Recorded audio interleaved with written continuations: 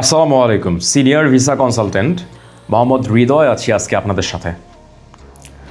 Thumbnail দেখে আপনারা অবশ্যই বুঝতে পেরেছেন আজকে আমরা আলোচনা করতে যাচ্ছি part time job opportunity in south Korea.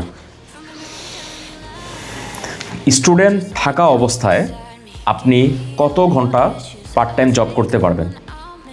সাধারণত সাউথ কোরিয়াতে গভর্নমেন্ট ফরেন স্টুডেন্টদেরকে স্টুডেন্ট থাকা অবস্থায় 20 ঘন্টা প্রতি সপ্তাহে কাজ করার অনুমতি দিয়ে থাকে এবং ভ্যাকেশনে আপনি ইউনিভার্সিটির পারমিশন নিয়ে ফুল টাইম কাজ করার সুযোগ পাবেন। পার্ট টাইম জব করতে গেলে কি ধরনের জব আপনি সেখানে করতে পারবেন? আপনাকে অবশ্যই কোরিয়ান ল্যাঙ্গুয়েজে পারদর্শী হতে হবে, বিকজ বেশিরভাগ মানুষই কোরিয়াতে কোরিয়ান ল্যাঙ্গুয়েজে অথবা তাদের নেটিভ ল্যাঙ্গুয়েজ ভাষায় কথা বলে। সেক্ষেত্রে ভালো জব পেতে হলে অবশ্যই আপনাকে বেসিক কোরিয়ান ল্যাঙ্গুয়েজ জানতে হবে।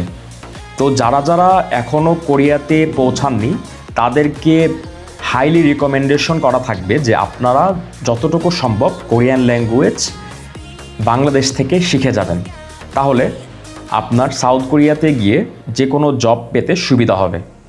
সাধারণত স্টুডেন্ট থাকা অবস্থায় আপনি রেস্টুরেন্ট, কিচেন হেল্পার হিসেবে, জেনারেল লেবার হিসেবে, পাশাপাশি শপিং মল, প্যাকেজিং কোম্পানি, এই ধরনের কাজগুলো বেশি করার সুযোগ পাবেন। তাছাড়াও আপনি যখন আপনার প্রোগ্রামটি পুরোপুরি সম্পূর্ণ করবেন তখন সাউথ কোরিয়ান গভর্নমেন্ট আপনাকে জব সিকিং ভিসা প্রদান করবে। আপনি যদি ব্যাচেলর ডিগ্রিতে যেয়ে থাকেন তাহলে 4 বছর পর আপনি এই জব সিকিং ভিসা হাতে পাবেন। আপনি যদি মাস্টার্স প্রোগ্রামে যেয়ে থাকেন, মাস্টার্স প্রোগ্রাম সাধারণত 2 বছর মেয়াদি হয়ে থাকে। তো 2 বছর পরে আপনি জব সিকিং ভিসায় আপনার স্টুডেন্ট ভিসাটাকে কনভার্ট করবেন। জব ভিসায় কনভার্ট করলে আপনি বৈধভাবে সাউথ কোরিয়াতে বসবাস করার এবং ফুল টাইম জব করার জন্য অনুমতি পেয়ে যাবেন।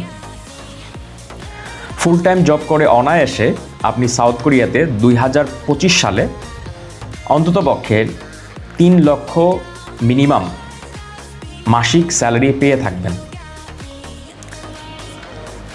তারপর আপনি আপনার ফ্যামিলির মেম্বারসদেরকে আস্তে আস্তে সেখানে ভিজিট করানোর জন্য নিয়ে যেতে পারবেন। যারা এখনও আমাদের এই চ্যানেলটি সাবস্ক্রাইব করেননি তারা অতি দ্রুত আমাদের এই চ্যানেলটি সাবস্ক্রাইব করুন।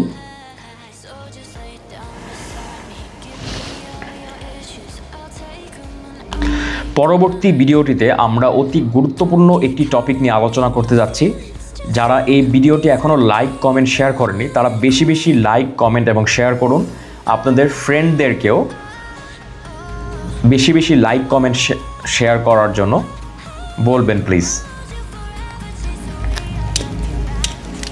পরবর্তী ভিডিওটিতে আমরা অনেক গুরুত্বপূর্ণ একটি টপিক নিয়ে আলোচনা করতে যাচ্ছি।